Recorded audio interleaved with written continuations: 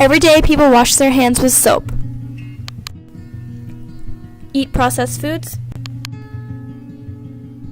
And waste paper products. Many soaps and processed foods contain palm oil. Both paper and palm oil products are sourced from the logging of the rainforest. More than 150 acres of rainforest is lost every minute.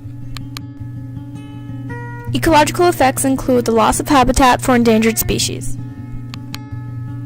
increase of soil erosion, increase in greenhouse gas emissions contributing to global warming, reduce paper waste, use products without palm oil, help save the rainforest.